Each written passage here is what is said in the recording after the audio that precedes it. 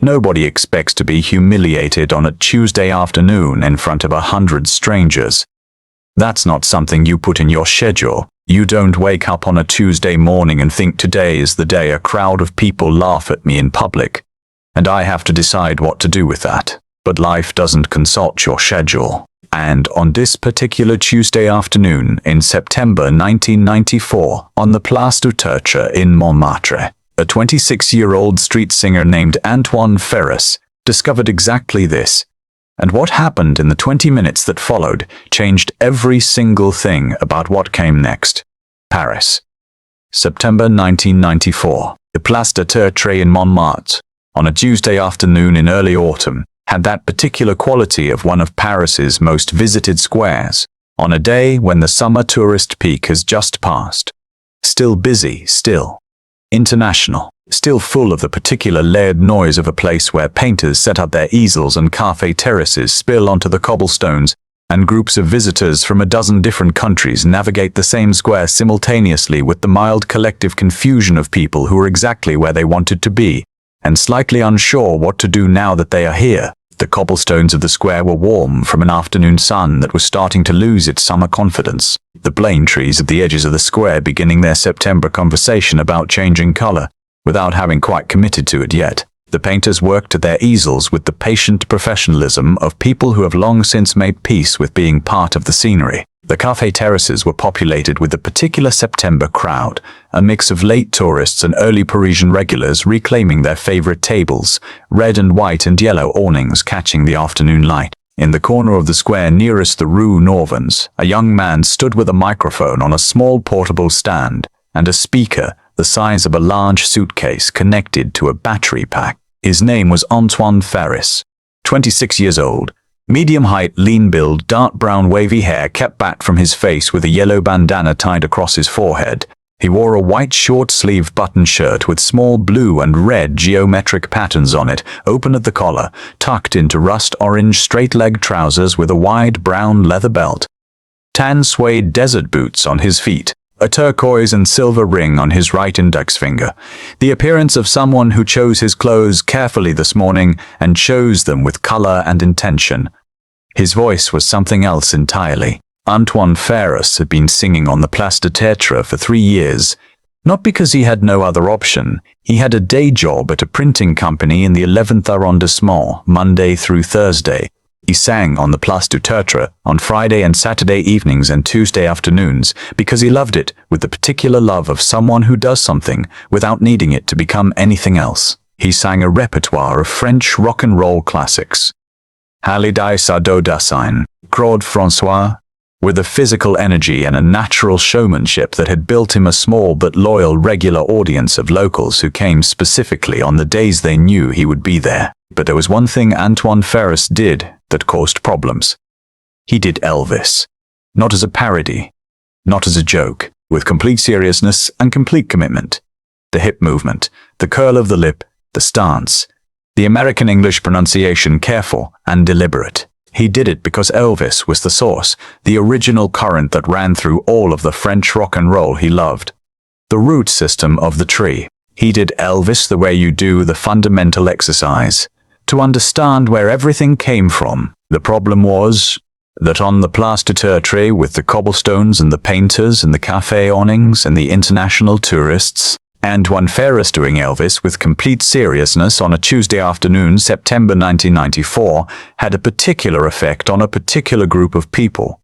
There had been at a café terrace table since 2 o'clock, 4 men in their late 30s, all in expensive casual clothing, one in a pale lemon-yellow linen shirt and white trousers, one in a navy polo shirt and khaki shorts, one in a salmon-pink button shirt and cream chinos, one in a light grey t-shirt and dark blue jeans. The particular group of men who have enough money to have long Tuesday lunches that become long Tuesday afternoons, and who have the particular looseness that comes from 3 hours of wine on a warm September afternoon. When Antoine Ferris began his Elvis section, the hip movement, the American English, the lip curl, the whole thing.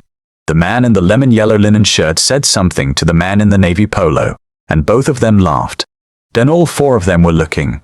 Then the man in the salmon pink shirt said something loud enough to carry across the cobblestones. "He's doing Elvis in Montmartre. Someone tell him Elvis was American." The comment landed in the square like a stone in water, rippling outward. A few other cafe tables looked. Some people smiled. A tourist couple looked at each other. Antoine Ferris heard it. His face showed that he heard it, but he continued, because stopping would be worse than continuing, and he knew it. The man in the lemon-yellow shirt stood up from his cafe table. He walked to the edge of the small space Antoine had claimed as his performing area, not close enough to be physically confrontational, but close enough to be undeniably present. He was tall and broad and had the particular confidence of someone who has never had a reason to doubt that the space he occupies is his by right. He began performing alongside Antoine.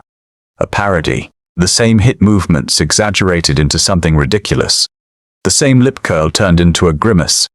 The same American English turned into a mocking approximation. He did this for his three friends at the cafe table and for the increasing ring of onlookers. The situation was gathering. Tourists with phones raised, locals pausing, the painters at their easels looking sideways without stopping their brushes. Antoine Ferris stopped singing. The square did not go silent. It never goes silent. The Place du Théâtre. But something shifted in its noise. The particular shifted quality of a space where something uncomfortable is happening, and everyone has noticed. Antoine Ferris looked at the man in the lemon-yellow linen shirt. He was 26 years old with a yellow bandana and a white patterned shirt and rust-orange trousers, and he was standing in front of his battery-powered speaker on the cobblestones of the Place du Théâtre, being publicly mocked by a man who was taller and broader and had three friends at a cafe table and an audience that had chosen the easier of the two available reactions. He said nothing. He was working out what to say. A voice came from the edge of the gathered onlookers. Not loud. Not theatrical, a voice that was simply present and clear and carried without effort in the way voices carry when they have spent decades learning how to be heard. "He's not doing Elvis," the voice said. "He's doing where everything you've ever listened to came from." There's a difference. Everyone in the gathered ring turned toward the voice. At the edge of the onlookers, hands in the pockets of a deep forest green corduroy jacket, stood a man, medium height, slightly broad-shouldered, wearing the forest green corduroy jacket over a mustard yellow wool jumper with a wide collar, dark brown straight leg trousers, dark red leather boots with a low heel and slight western detailing, a burgundy and navy striped wool scarf folded loosely around his neck. On his head a dark brown wide-brimmed felt hat with a simple tan leather band, graying brown hair visible at the temples and nape. 51 years old. The appearance of a man who was walking through Montmartre on a Tuesday afternoon and stopped because something was happening and he had an opinion about it. He was Johnny Hallyday. The man in the lemon-yellow linen shirt looked at him, then looked again with a particular double-take of recognition, hitting someone mid-confrontation at an inconvenient moment. His face did several things quickly, and not all of them were dignified. Johnny Hallyday walked through the ring of onlookers onto the cobblestones. He walked toward Antoine Ferris. Yellow bandana, white geometric patterned shirt, rust-orange trousers, tan suede desert boots, turquoise ring, 26 years old. Standing next to his battery-powered speaker with an expression that was trying very hard to be composed and mostly succeeding. He stopped in front of Antoine. Extended his hand. "Johnny Hallyday," he said. Simply, the way someone introduces themselves when they are not using their name as a weapon or a credential, but simply as information. Antoine Ferris shook the hand. His own expression had moved through approximately 6 different things in the past 10 seconds and had arrived at something that looked like very careful stillness. "Antoine," he said. "Antoine Ferris." Johnny Hallyday nodded. He turned slightly toward the battery-powered speaker and the microphone on its small portable stand. "Can I borrow this?" he said. Here is the first twist of this story. Johnny Hallyday did not make a speech. He did not address the man in the lemon-yellow shirt. He did not explain anything to the gathered onlookers on the cobblestones of the Place du Théâtre. He picked up the microphone from the small portable stand and said one thing to Antoine Ferris. "Show me what you were doing before they interrupted you." Antoine looked at him. The crowd around them was now considerably larger than it had been 5 minutes ago. The gathered ring had grown as people from cafe terraces stood up and people from the street corners came closer. The specific gravity of something real happening in a public space, pulling people toward it without their making a conscious decision to move. Phones raised. Painters fully stopped now. Brushes down. The man in the lemon-yellow shirt still at the edge of the space. His 3 friends now standing behind him at a cafe terrace distance. Antoine Ferris straightened up, adjusted the yellow bandana on his forehead, put his hand on his portable speaker, found his track, and began. He did Elvis, the full version, the hip movement, the curl of the lip, the American English pronunciation careful and deliberate, the physical commitment, total and unironic. He did it because it was the truth of the repertoire. And stopping doing it, because someone laughed, would have been a lie about where music comes from. And Johnny Hallyday sang with him. Here is what the Place du Tertre heard that Tuesday afternoon in September 1994. 2 voices. One, a 26-year-old natural baritone with dark wavy hair and a yellow bandana and a white geometric patterned shirt and rust-orange trousers, singing Elvis with complete physical commitment on the cobblestones of Montmartre. The other, a man of 51 in a forest green corduroy jacket and mustard yellow wide-collar jumper and dark red leather boots with a wide-brimmed dark brown felt hat holding a borrowed microphone on the Place du Tertre, harmonizing in French and English simultaneously, the particular harmony of someone who has sung this music for 30 years and knows its bones and its marrow, and where it goes when you let it go where it wants to go. The crowd that had gathered to watch something uncomfortable became a crowd that was watching something else entirely. The man in the lemon-yellow linen shirt stood at the edge of it. He was very still. His 3 friends were no longer looking at him. They were looking at the cobblestones in front of Antoine Ferris's speaker. One of them, the one in the light grey t-shirt and dark blue jeans, had his phone raised, not to mock, to record. They sang for 11 minutes, 3 songs. The Elvis section that Antoine had been interrupted in the middle of, plus 2 more that arrived naturally from the first. The particular organic progression of a set that knows where it wants to go. The Place du Tertre had a crowd around them that had stopped being separate people watching and had become a single thing. Listening, which is the rarest and most complete thing that can happen in a public space. When the 3rd song ended, Johnny Hallyday handed the microphone back to Antoine Ferris. Quietly, naturally, the way you return something borrowed to its owner. Antoine took it. The crowd applauded, not politely, with the particular sustained enthusiasm of people who are not expecting what they got and have not yet processed it and are expressing this through their hands because words have not arrived yet. Johnny Hallyday turned to Antoine, shook his hand again. "You have the right idea about where it comes from," he said quietly. "Don't let anyone tell you otherwise." Then he turned to leave. Here is the second twist. He didn't leave.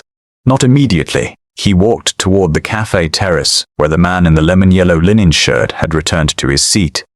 He pulled out the empty chair across from him and sat down without asking permission, his dark brown wide-brimmed felt hat on the table between them, his forest green corduroy jacket and mustard yellow jumper across from the lemon-yellow linen shirt in the afternoon light.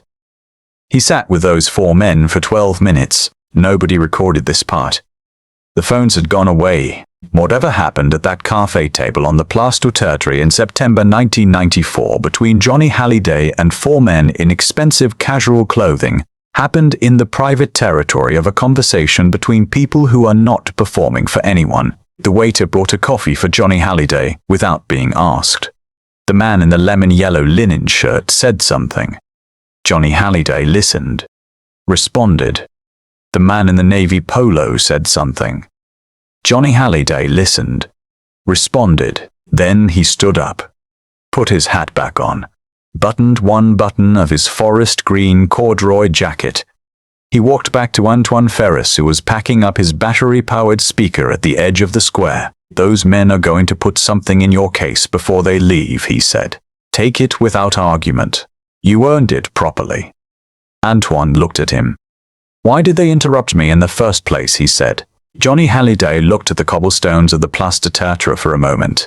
Because you were doing something completely without irony, he said. And people who have forgotten how to do anything without irony find that threatening. It has nothing to do with Elvis. He shook Antoine's hand one final time and walked back into Montmartre in his forest green corduroy jacket and mustard yellow jumper and dark red boots and wide-brimmed dark brown felt hat, the burgundy and navy-striped scarf loose around his neck, disappearing around the corner of the Rue Norvins before Antoine had finished processing any of what had just happened. The man in the lemon-yellow linen shirt walked past Antoine Ferris's case on the way out of the square 10 minutes later. He stopped, reached into his wallet, put something in the case, kept walking without looking back. In the case there was a note. 500 francs. No apology written anywhere, just the money, which was its own kind of thing. Here is the final twist, the one nobody saw coming. 3 weeks later, Antoine Ferris received a letter at his apartment in the 11th arrondissement. Inside a card and a handwritten note of 4 lines. The note said that a recording session had been arranged at a studio in the 14th arrondissement, that a guitarist and the sound engineer would be there on the Thursday, that 3 hours of studio time had been paid for, and that Antoine should bring his own repertoire and nothing else. The card was not signed with a name. It was signed with a drawing, a microphone stand, sketched in 3 quick lines, recognizable and precise. Antoine went to the studio on the Thursday. The guitarist was a man named Paul Renaud, who had played session guitar for 30 years, and who said nothing about how the session had come to be arranged, only that he had been asked to play what Antoine needed and to follow where Antoine went rather than lead. They recorded 8 songs in 3 hours, Antoine's full repertoire, including the Elvis section, which he did without irony and without apology, and which Paul Renaud played behind with the full commitment of a session musician who knows what he is hearing. Antoine Ferris sent a copy of the recording to a small independent label in the 13th arrondissement. They called him the following week. He signed a contract the month after. His first single was released in the spring of 1995. It reached number 37 in the French charts. Not a spectacular number, a real number, the kind of number that means something continues. Antoine Ferris played the Place du Tertre every Friday and Saturday evening and Tuesday afternoon for 2 more years after that, even after the single, even after the label, even after the second recording session. Not because he had to, because the Place du Tertre was where the thing had happened that made everything else possible. The interruption and the 11 minutes and the conversation at the cafe table and the microphone returned quietly to its owner. He kept the yellow bandana. He still wears it when he performs. In an interview for a French music magazine in 2001, a journalist asked him what was the most important moment of his career. Antoine thought about it for a long time. Then he said, "A Tuesday afternoon in September when someone borrowed my microphone without asking and gave it back properly." The journalist asked who. Antoine smiled. "Someone who knew where the music came from," he said, "and wasn't going to let anyone argue about it. And here is what this Tuesday afternoon on the Place du Tertre leaves all of us. A 26-year-old singer was doing something without irony in a world that had decided irony was safer than commitment. He was mocked for it, publicly, in front of a crowd on the cobblestones of Montmartre, and Johnny Hallyday walked through that crowd, borrowed a microphone, and sang 11 minutes of Elvis with him on the Place du Tertre. Because the answer to someone being mocked for doing something real is not a speech about why they should not be mocked. It is doing the same thing beside them until the mockery has nowhere left to stand." That is all he did. That was everything. And you? Have you ever been Antoine, doing something without irony in a room full of people who had decided irony was the only safe option? Or have you been the one who walked through the ring of onlookers and borrowed the microphone? Tell us in the comments, because these are the stories that remind us that the right response to someone being laughed at for doing something real is to do the same real thing beside them until the laughter runs out of air.